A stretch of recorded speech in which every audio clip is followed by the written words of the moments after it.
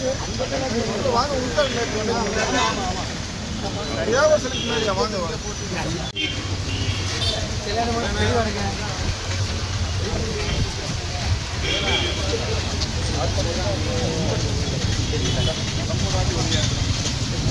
கொஞ்சம் முன்னாடி வாங்க.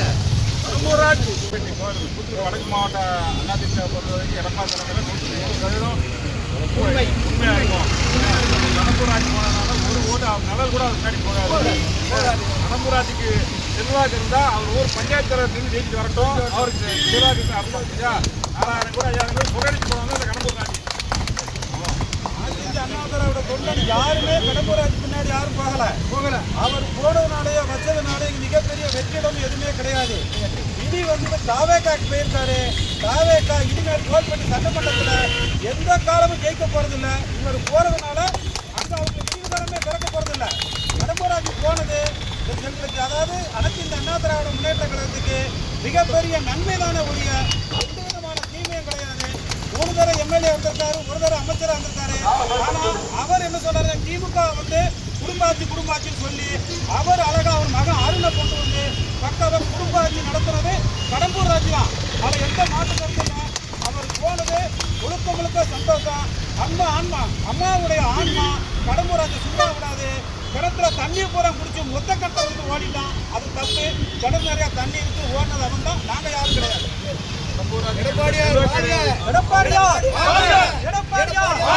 அம்மா புரட்சி தலைவி, அம்மா புரட்சி தலைவி எம்ஜிஆர், புரட்சி தமிழர் எடப்பாடியார்.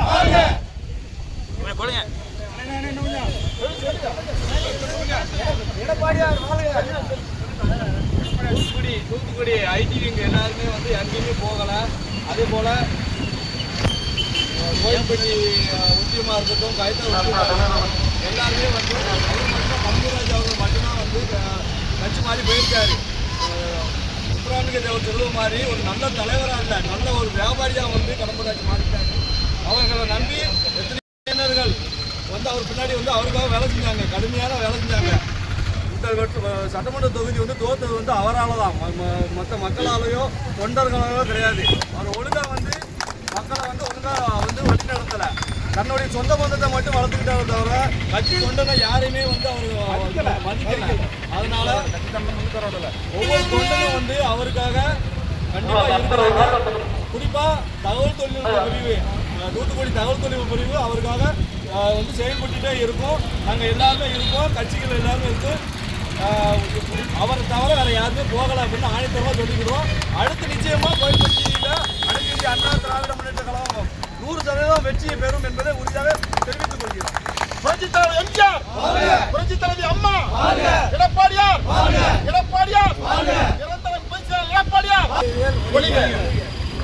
தாவேக்காவில் பணத்துக்காகவும் பதவிக்காகவும் சில ஆசை வார்த்தைகள் கூட்டி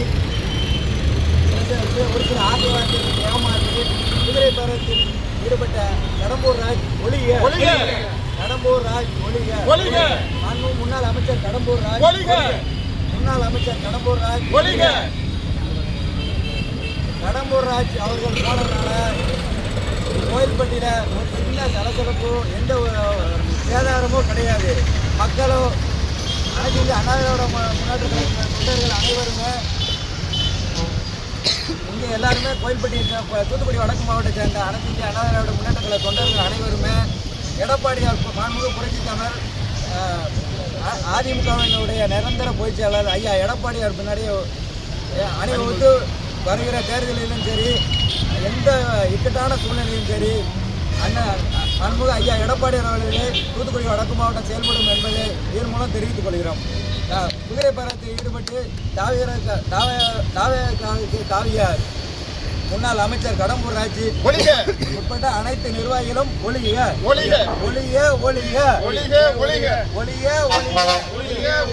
சுயநலவாதி கடம்பூர் ராஜு ஒழிக. பதவி பணத்துக்காகவும் பதவி ஆசைக்காகவும் குதிரை பயணத்தில் ஈடுபட்ட கடம்பூர் ராஜு ஒழிக. எடப்பாடியார் கழகத்தினுடைய நிரந்தர பொதுச்செயலாளர் எடப்பாடியார் வாழ்க.